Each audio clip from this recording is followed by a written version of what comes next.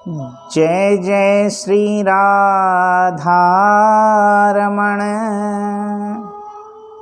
जय जय नवल किशोर, जय गोपी चित चोर प्रभु, जय जय माखन चोर।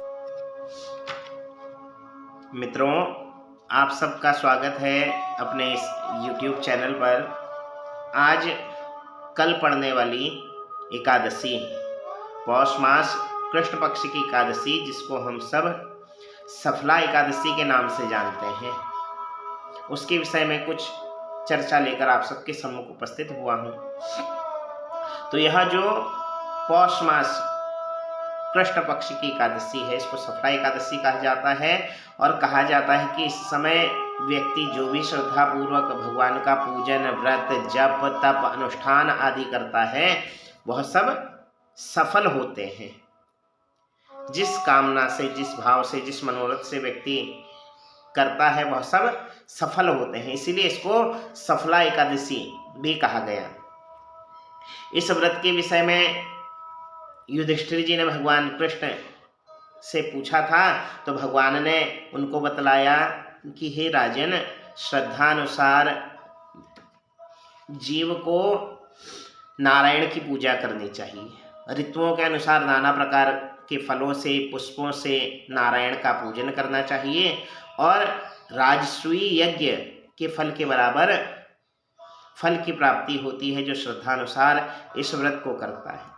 तो इसकी कथा के बारे में चर्चा करते हुए भगवान कहते हैं कि हे राजन, चंपावती नगरी में एक महिष्यमान नामक राजा थे। उनके 4 पुत्र थे। तो जो चारों पुत्रों में सबसे बड़े पुत्र थे, वह बहुत ही दुराचारी, कामी, क्रोधी, लोभी स्वभाव के थे। तो अनेक प्रकार के कुकर्म उनके द्वारा किए गए। मांस मदिरा का सेवन करते थे, पर स्त्री गमन करते थे। कई प्रकार के पाप कर्मों में वह लिप्त थे। लुम्पक उनका नाम था। तो राजा ने जब इस प्रकार अपने पुत्र को दुराचार में डूबा हुआ पाया, तो उसको राज्य से निष्कासित कर दिया। कहा कि तुम मेरे राज्य में रहने लायक नहीं हो।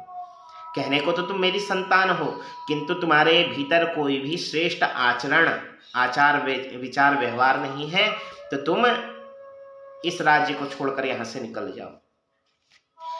तो राजा ने अपने राज्य से उसका निष्कासन कर दिया, और इधर यह लुम्पक नगर से बाहर आकर एक पीपल के वृक्ष के नीचे रहने लगा। और वहां आकर भी इसने अपना यह स्वभाव नहीं छोड़ा, अनेक प्रकार के पाप कर्मों में लिप्त रहता। तो एक बार एक जगह इसने चोरी की। वहां के सेवक पकड़कर इसको ले गए, बहुत इसको दंड दिया गया, किंतु इसने कहा मैं राजा का पुत्र हूं, तो इसको छोड़ दिया गया। किंतु इसके अत्याचार दिन प्रतिदिन बढ़ते रहे। तो देव संयोग से इसके शरीर में आदि व्याधियां युक्त हो गई। देखिए, जैसा कर्म करेंगे उसके अनुसार शरीर में रोग, शोक, दुख तो उत्पन्न होंगे ही। तो अनेक प्रकार के रोग, शोक, दुख उत्पन्न हो गए। स्वास्थ्य इसका दिन प्रतिदिन गिरने लगा। हाथ पांव टेढ़े हो गए। कुछ खाता पीता वह अजीर्ण होने लग गया, पचता नहीं था। तो इधर 10वीं की रात्रि आई, किंतु यह कुछ भोजन नहीं कर सका। 10वीं प्रतिदिन के दिन भर भूखा रहा। 11वें एकादशी का जब समय आया, तो किसी ने कहा कि तुम भगवान का पूजन करो, भगवान का नाम जप करो। देखो, भगवान का नाम ही सब पापों से तारने वाला है। तो इसने भगवान को आश्रय मानकर उनका नाम जप किया, कीर्तन किया, किंतु शरीर में इतना सामर्थ्य नहीं था कि कुछ भोजन कर सके। तो उस दिन भी भूखा ही रहा, और देव संयोग से इसके प्राण निकल गए। तो जब यमलोक में पहुंचा, तो वहां पूछा गया कि कोई पुण्य है। तो यमदूत कहने लगे, चित्रगुप्त कहने लगे कि प्रभु, अनजाने में इससे सफला एकादशी का व्रत हुआ है। तो इस एकादशी के व्रत से यह सब पापों से निष्पाप होकर भगवान का पद इसने प्राप्त किया। तो कहने का आशय कि येन केन प्रकारेण जीव नारायण की शरण को प्राप्त कर ले, नारायण की शरण में चला जाए तो वह सब पापों से मुक्त हो जाता है, क्योंकि भगवान का नाम मुक्त करने वाला है,